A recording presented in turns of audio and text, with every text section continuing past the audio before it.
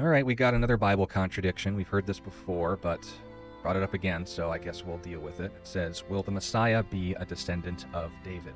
In 2 Samuel 7, verses 12 through 13, we see the famous messianic prophecy. When your days are fulfilled and you rest with your fathers, I will set up your seed after you, who will come from your body, and will establish his kingdom.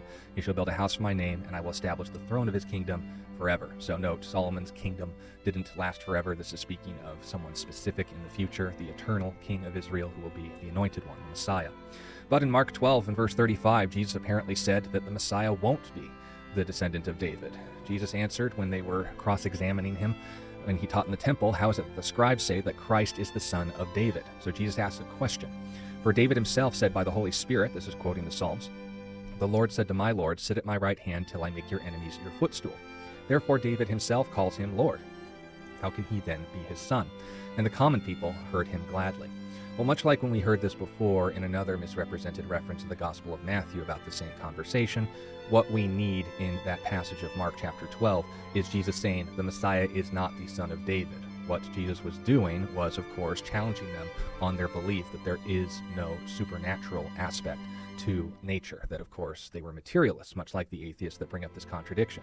But acknowledging their history in the scriptures, Jesus challenges the scribes by asking them if David, in the patriarchal society they lived in, calls Messiah his descendant and his Lord, which is it? Was the Lord, the one above David, David's God, also his descendant? Or is David making a party foul here by calling someone under him, his great-great-great-grandson, his master, when in reality he should have been his servant, one of his sons? That was the point, but let's not get too theological here.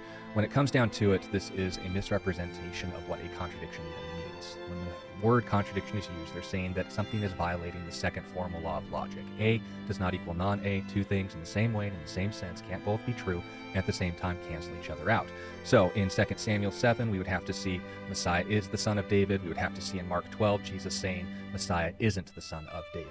He asked them a question, how is it that he is this? But the atheist has to assume that's with the goal of negation, not proving his point, especially since in the Gospels of Matthew and in the Gospel of Luke, we see both of Jesus' family histories from his mother and father's side as both related to King David, but splitting off after that point.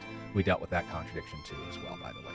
So when it comes down to it, just be aware of what a contradiction is, and if an atheist is going to be so disrespectful to you as to think you are stupid enough to fall for this, then I recommend not wasting your time with them. But if they're genuinely curious and that you know them personally enough to be able to walk them through the passage in Mark where there's no actual negation of Jesus being a descendant of King David, then you might get somewhere. But that's an if. So be a good judge of character and judge well enough to know what a contradiction even means.